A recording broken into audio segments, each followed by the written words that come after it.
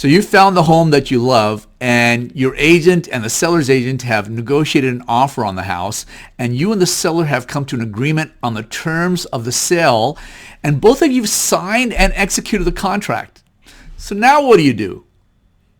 Hi, I'm Rami Dhillon, and I'm a real estate agent with Realty ONE Group Southwest in Temecula, California, and today's video covers what is an escrow and how does an escrow work.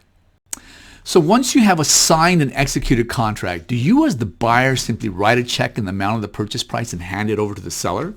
And in return, does the seller sign the deed to the house and hand it over to you? You could, but should you? That is one risky proposition, and let me explain to you why. Let's say you, the buyer, hands over a check in the amount of the purchase price to the seller. Let's say, for example, $250,000. And in return, the seller signs and hands over the deed to the house to you. Now, how do you know if this seller, in fact, has legal title and the legal right to sell this house?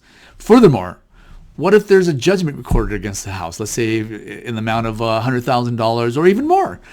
Wouldn't you want to know whether this seller in fact has legal title and a legal right to sell this house, and if there are any judgments recorded against the house? Of course you would.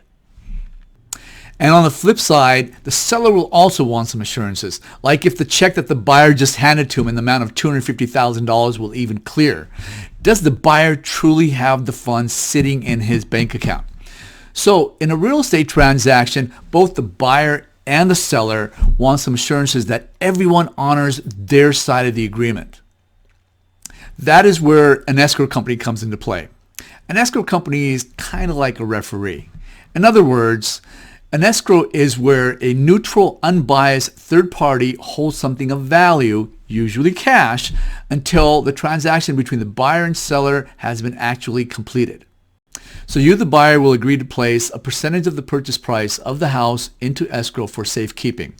This is called the earnest money deposit, and the amount is usually between 1 to 3% of the purchase price.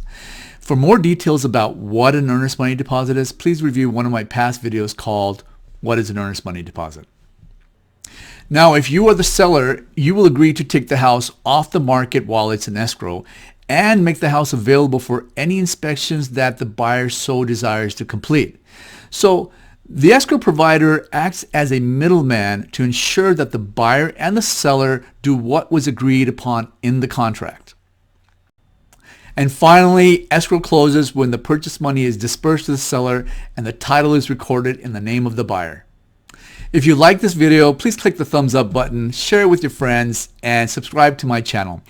I will be bringing to you videos once a week on everything about real estate and how you can accomplish your real estate goals and dreams.